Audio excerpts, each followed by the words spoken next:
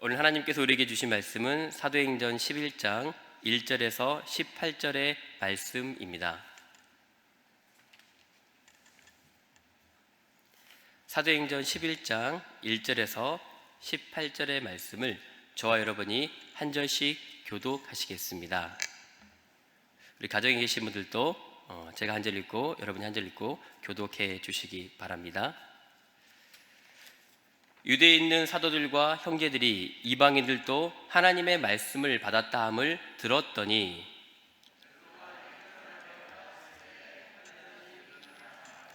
이르되 내가 무할레자의 집에 들어가 함께 먹었다 하니 이르되 내가 욥바시에서 기도할 때 황홀한 중에 환상을 보니 큰 보자기 같은 그릇이 내 귀에 매어 하늘로부터 내리어 내 앞에까지 드리워지거늘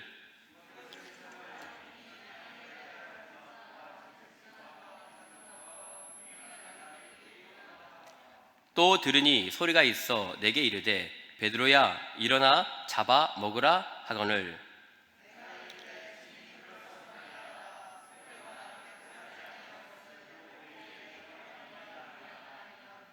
또 하늘로부터 두 번째 소리가 있어 내게 이르되 하나님이 깨끗하게 하신 것을 내가 속되다고 하지 말라 하더라.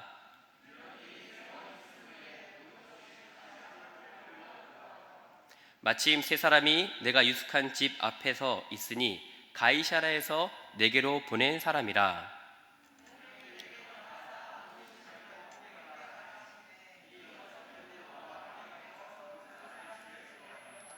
그가 우리에게 말하기를 천사가 내 집에 서서 말하되 내가 사람을 욥바에 보내어 베드로라 하는 시몬을 청하라.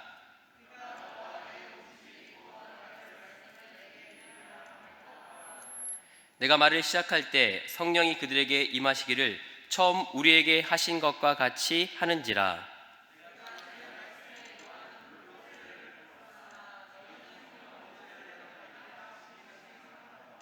그런즉 하나님이 우리가 주 예수 그리스도를 믿을 때 주신 것과 같은 선물을 그들에게도 주셨으니 내가 누구이기에 하나님을 능히 막겠느냐 하더라.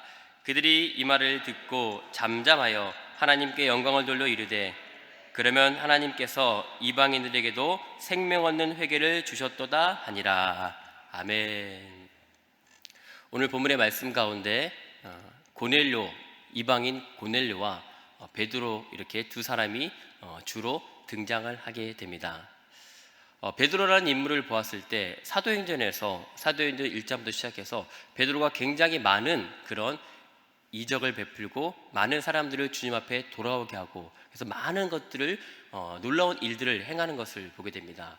그런데 우리가 사도행전이 아니라 사복음서, 즉 마태복음, 마가복음, 누가복음, 요한복음 사복음서에 나오는 베드로의 모습을 보면은 오늘 사도행전에 있는 베드로의 모습과 너무나 다르다라는 것을 우리는 알 수가 있습니다. 베드로는 예수님과 함께 있을 때 예수님의 수제자라고 일컬어졌습니다. 예수님의 가장 첫 번째, 가장 오른쪽에서 이렇게 항상 예수님을 배필하는 수제자였습니다. 그리고 예수님께도 많은 신임을 받은 사람이었습니다. 그런데 결정적인 순간에 예수님을 모른다라고 그렇게 배반했던 너무나 연약한 사람이었던 것을 보게 됩니다. 예수님께서 공회에 잡혀가시고 이제 신문을 받으시게 되는데 그날 밤에 예수님께서 십자가에 못 박히시기 전 그날 밤에 베드로는 예수님이 이제 어떻게 되시나 궁금했습니다. 잡혀가셨는데 이제 어떻게 되실까 궁금했습니다. 그래서 공회 가운데 여러 사람들이 모여있고 예수님이 잡히신 그곳에 가게 되었습니다. 그리고 많은 무리 가운데서 그리고 그곳에서 불을 쬐고 있는 많은 사람들 가운데 그렇게 섞여 들어갔습니다. 마치 자신을 사람들이 알아보지 못하겠지, 내가 예수님의 수제자 베드로인 것을 사람들이 알아보지 못하겠지, 그런 마음으로 무리 가운데 그 속에 들어갔습니다. 그런데 옆에 있는 한 여자가 이 베드로를 알아보았습니다. 당신 혹시 이 예수님과 함께 했던 그 사람이 아니요? 라고 얘기하는 것입니다. 베드로는 당황스러웠습니다. 아니, 어떻게 나를 알 수 있지? 그래서 베드로는 뭐라 그랬습니까? 아닙니다. 저는 그 사람이 아닙니다. 당신이 생각하는 그 사람이 아닙니다. 당신이 생각하는 예수님의 수제자 베드로가 아닙니다 라고 말을 해버렸습니다. 예수님이 저 앞에 계신데, 저 멀리 계신데 그 상황 가운데서 나는 예수님을 모른다 라고 부인해버렸습니다. 한 번만 한 것이 아니라 2번, 3번 예수님을 부인하게 되었습니다. 옆에 있는 사람들이 이제 베드로가 사람들과 얘기할 때 그의 말투를 보고 그가 갈릴리 사람인 것을 사람들이 알았습니다. 지금 예루살렘에 예수님은 잡혀 계신데, 예루살렘은 그 당시에 이스라엘의 수도였습니다. 그런데 저 북쪽에 있는 그 당시에 갈릴리는 조금 시골이라고 그렇게 생각되어지는 곳이었습니다. 그래서 이 갈릴리 약간 촌사람, 그래서 갈릴리만의 북쪽만의 약간의 사투리가 있었던 것 같습니다. 저희도 이렇게 남쪽 지방과 또 여기 또 서울 경기 지방과 말이 좀 다릅니다. 그래서 서울 말씨하고 남쪽 지방 뭐 전라도나 경상도나 그리고 이렇게 말씨가 다른 것을 보게 됩니다. 베드로도 그랬습니다. 왜냐하면 갈릴리에서 태어나고 그곳에서 잔뼈가 자랐기 때문에 그의 말투를 통해 사람들이 갈릴리 사람인 것을 알아보게 되었습니다. 그런데 그때도 베드로는 나는 그 갈릴리 사람이 아닙니다 라고 또 부인하고 또 부인하게 되었습니다. 그때 3번째로 베드로가 예수님을 모른다고 사람들에게 부인하게 될 때 예수님의 눈빛과 베드로의 눈빛이 마주치게 되었습니다. 그리고 베드로는 번뜩 생각이 났습니다. 예수님께서 하신 말씀이 생각났습니다. 네가 다 오기 전에 나를 3번 부인하리라, 완벽하게 나를 부인하리라, 3번 부인하리라 라고 하신 말씀이 생각이 났습니다.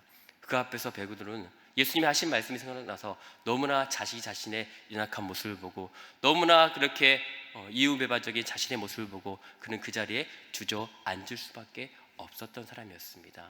베드로에게 성령이 임하기 전에 베드로는 이렇게 너무나 연약한 사람이었고 자기 자신만을 위해서, 자기 자신의 목숨을 위해서, 자기 자신의 이익을 위해서 그렇게 살아갔던, 어쩌면 저와 여러분의 모습이었을 수도 있습니다.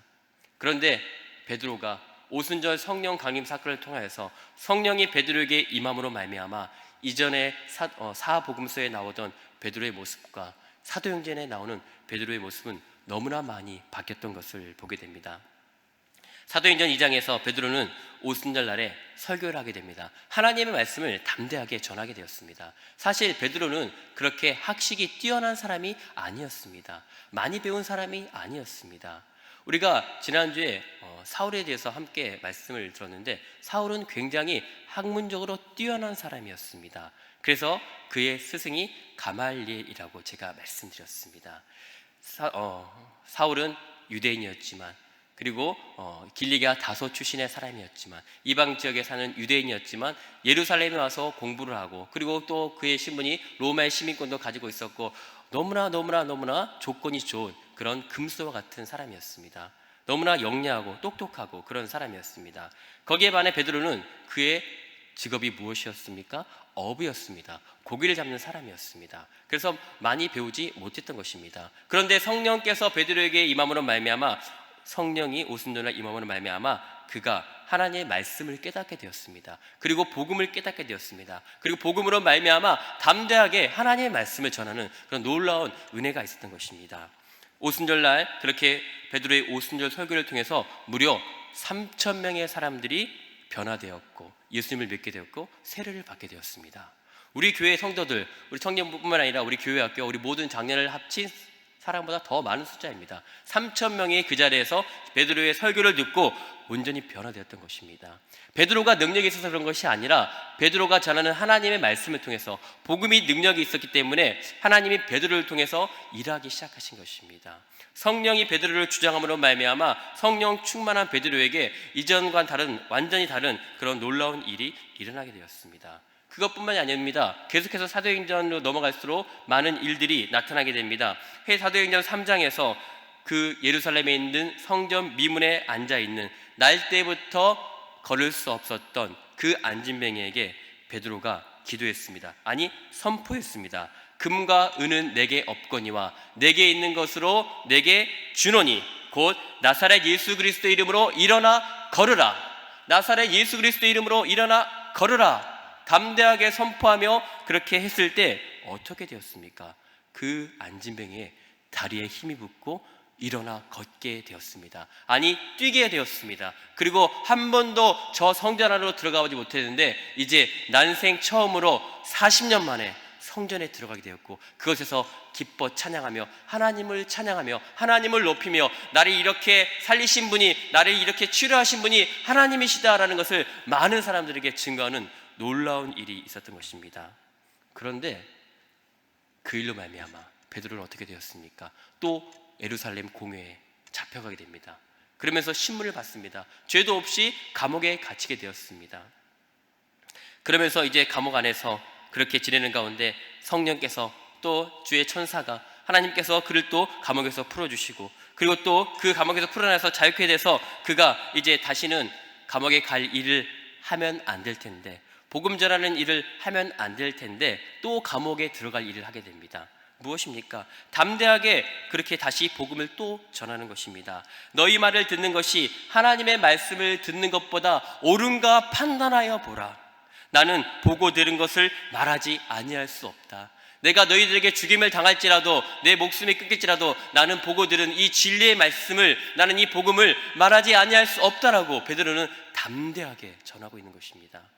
베드로가 무엇이길래, 어떤 인간이길래? 베드로는 너무나 연약한 인간이었는데, 예수님도 모른다고 그렇게 자기 살 길만 찾아갔던 인간이었는데 이렇게 담대하게 말하고 있습니까? 성령이 그를 변화시켰던 것입니다. 성령으로 담대하게 복음을 전파하고 있는 것입니다.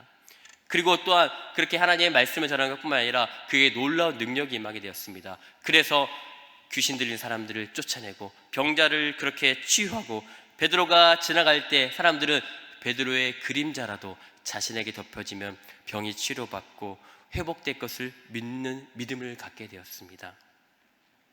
그리고 사도행전 9장에서 이제 베드로는 또 중풍병자 애니아를 치료하게 됩니다. 루다에 사는 애니아라는 사람을 치유하게 되고, 그리고 또한 예수님께서 하셨던 것처럼 죽은 나사로를 예수님께서 요한복음 11장에 살리신 것처럼 사람을 살립니다. 죽은 사람을 살려내게 됩니다.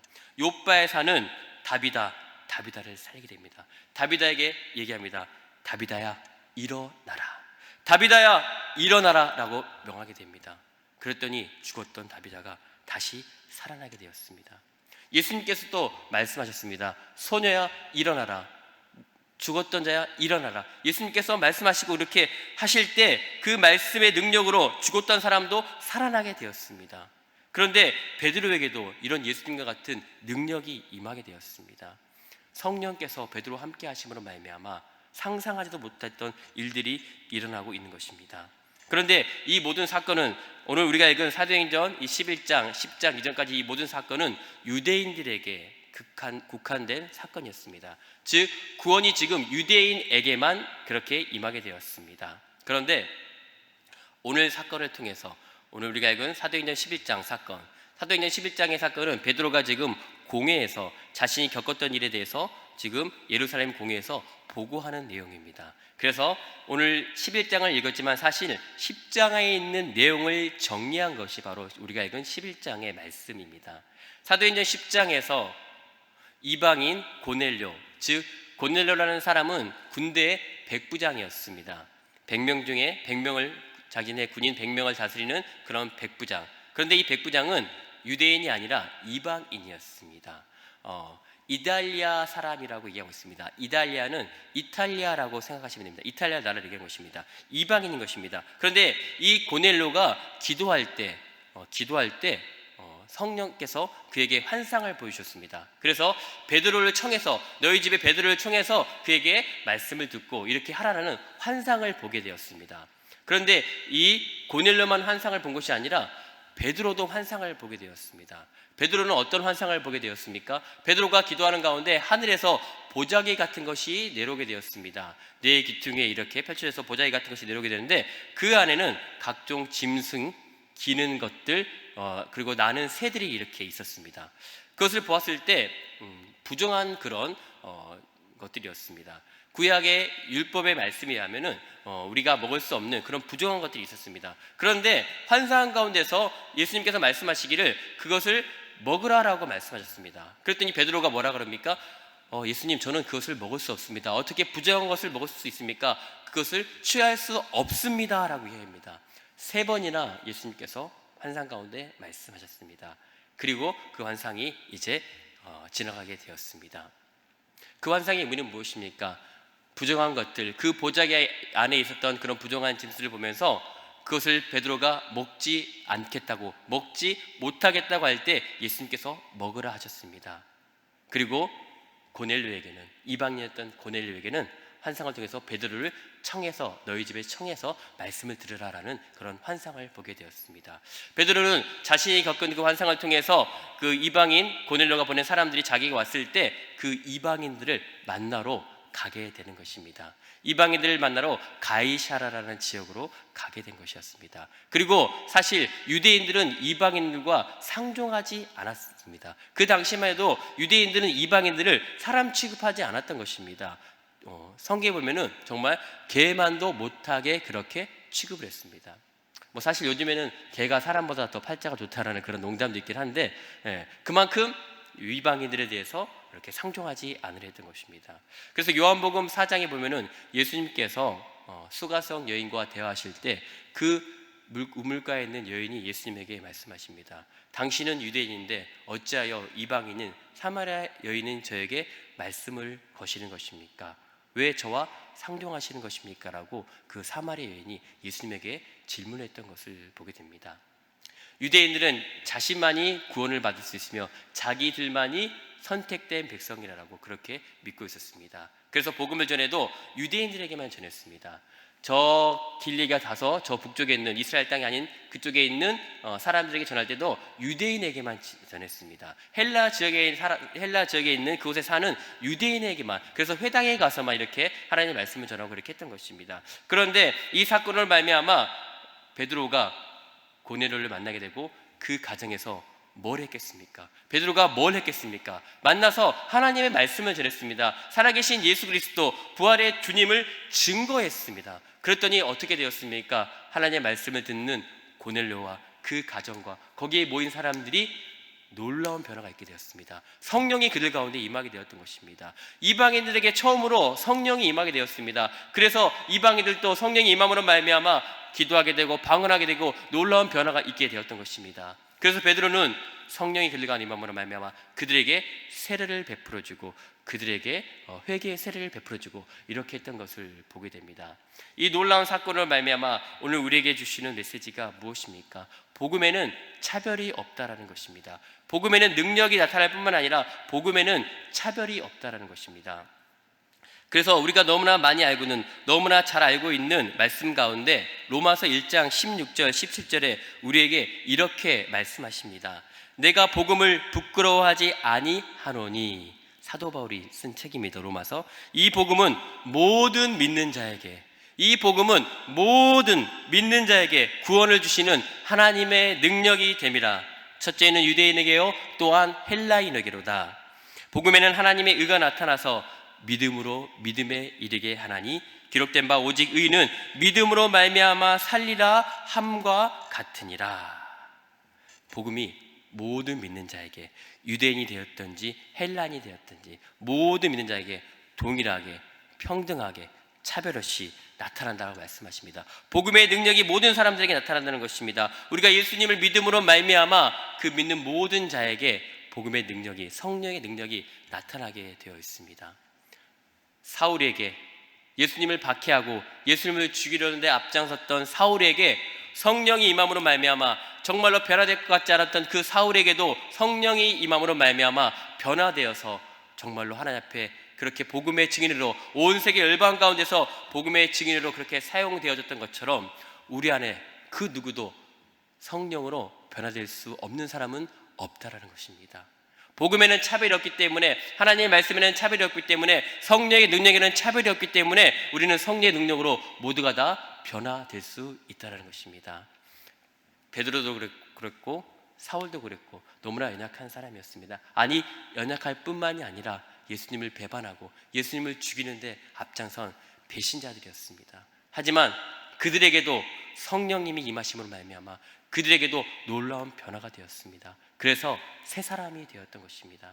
이전 것은 지나갔으니 보라 새 것이 되었도다. 성령으로 말미암아 우리 모두가 다 새 사람이 될 수 있는 것입니다. 또한 성령으로 말미암아 베드로에게 그런 변화가 있었던 것처럼 우리도 성령으로 말미암아 변화가 있게 됩니다. 베드로는 이전에 자신밖에 몰랐습니다. 그래서 내 한 목숨 어떻게 잘 부지해야지, 예수님이 어떻게 되었든지 간에 관계없이 자기 자신이 살 길만을 그렇게 찾았던 것입니다. 자신의 시선이 자기에게만 머물렀던 것입니다.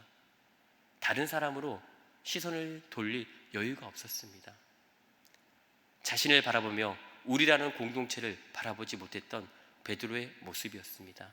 하지만 성령이 임하게 되면 우리는 나 자신만을 바라보는 것이 아니라 우리의 시야가 더 넓어져서 다른 사람들을 바라볼 수 있게 됩니다. 나 자신의 연약한 모습만을 바라보는 것이 아니라, 나 자신의 좋은 모습만을 바라보는 것이 아니라 다른 사람들의 연약한 모습, 다른 사람들의 좋은 모습을 바라보게 되는 것입니다. 그리고 성령 안에서 서로 하나가 될 수 있게 되는 것입니다. 성령은 분명 우리의 좁은 눈을 더 넓게 열어줄 것입니다. 성령은 분명 우리의 좁은 시야를 더 넓게 그렇게 만들어 줄 것입니다. 그래서 좁은 시각으로 차별을 가지고 사람을 차별하며 대하는 것이 아니라 성령이 주시는 넓은 시각을 가지고 사람들을 품을 수 있는 넉넉한 마음을 우리 가운데 허락하실 것입니다.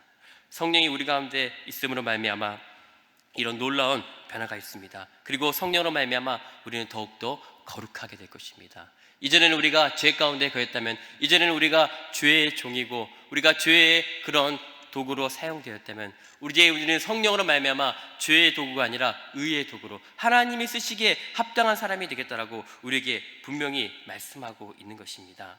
그리고 성령으로 말미암아 우리 안에 있는 모든 막힌 것들을 우리에게 풀어주시겠다 말씀하십니다. 에베소서 2장 14절에 이렇게 말씀하십니다. 그는 우리의 화평이신지라. 여기에서 바로 예수님을 말씀하십니다. 예수님은 우리의 화평이신지라 둘로 하나를 만드사 중간에 막힌 담을 자기 육체로 허시고, 중간에 막힌 담을 자기 육체, 예수님의 그 십자가의 보혈로 다 막힌 담을 풀었다는 것입니다. 무엇이 막혀 있습니까? 죄로 말미암아 하나님과 우리의 사이가 막히게 되었습니다. 이 죄로 말미암아 우리는 하나님 앞에 나갈 수 없게 되었습니다. 거룩한 하나님을 바라볼 수가 없게 되었습니다. 하지만 예수 그리스도께서 우리를 위해서 친히 십자가에 못 박혀 죽으심으로 말미암아 중간에 막힌 담을 헐어주셨습니다. 그래서 우리는 하나님 앞에 나갈 수가 있는 것입니다. 그래서 우리는 하나님 앞에 기도할 수가 있는 것입니다. 예수님의 이름으로 기도할 수가 있는 것입니다. 그러므로 말미암아 우리에게 성령이 임하게 되고 성령이 우리를 주장하는 삶을 살아갈 수가 있게 되는 것입니다. 우리는 너무나 부족하고 때로는 우리는 너무나 죄악 가운데 있고 너무나 그렇게 안타까운 가운데 있을지라도 주의 성령께서 우리를 붙잡아 주시고 예수 그리스도의 그 십자가의 보혈의 은혜가 있음으로 말미암아 우리는 하나님 앞에 나갈 수 있는 것입니다. 성령이 우리에게 임하시며 분명 우리는 변화된 삶을 살아갈 수가 있습니다. 복음이 우리 가운데 들어오면, 하나님의 말씀이 우리 가운데 들어오면 우리는 담대함으로 변화된 삶을 살아갈 수가 있습니다. 그래서 복음으로 말미암아 우리의 삶의 스펙트럼이 훨씬 넓어질 수가 있습니다. 이전에 내가 경험했던 것, 이전에 내가 알고 있었던 것, 예전에 내가 살았던 그런 삶의 한계를 벗어나서 성령님이 나에게 임하심으로 말미암아, 나에게 사명을 주심으로 말미암아 더 넓은 스펙트럼으로 우리는 살아갈 수 있습니다. 더 넓은, 더 큰 은혜를 우리는 누릴 수 있습니다. 우리가 기대하지도 못했고 우리가 생각하지도 못했던 그런 은혜가 성령께서 우리를 주장함으로 말미암아 성령께서 우리에게 찾아와 주셔서 역사함으로 말미암아 우리 가운데 일어날 수 있다라고 오늘 분명히 말씀하고 있습니다. 사랑하는 좋은교회 청년 여러분, 복음의 능력으로, 성령의 능력으로 날마다 변화될 수 있기를 주님의 이름으로 축원드립니다. 그래서 나를 넘어서 우리로, 그리고 좁은 마음이 아니라 넓은 마음, 큰 마음으로 살아가고 사망이 아니라 생명이 넘치는 삶을 살아가는 은혜가 있기를 주님의 이름으로 축원드립니다. 마지막으로 히브리서 4장 12절에 우리에게 이렇게 말씀하십니다. 하나님의 말씀은 살아있고 활력이 있어, 생명력이 있어, 운동력이 있어 좌우의 날선 어떤 검보다도 예리하여서 우리의 혼과 영과 및 관절과 골수를 찔러 쪼개기까지 하며 또 마음의 생각과 뜻을 감찰 하나님 말씀하십니다. 하나님의 말씀은 우리를 온전히 변화시킬 수 있습니다. 주님의 말씀으로 우리가 살아갈 때, 그 말씀의 능력으로 살아갈 때 베드로가 변화되었던 것처럼, 사울이 변화되었던 것처럼 우리는 온전히 변화된 삶을 살아갈 수 있습니다. 그리고 이전과는 비교할 수 없는 놀라운 성령 하나님이 주시는, 주님이 주시는 그 은혜를 누리며 그 은혜 안에서 자유함을 얻는 우리 모든 믿음의 청년들 되시기를 다시 한번 주님의 이름으로 축원드립니다. 아멘. 우리 그 마음을 가지고 함께 찬양하며 기도하도록 하겠습니다.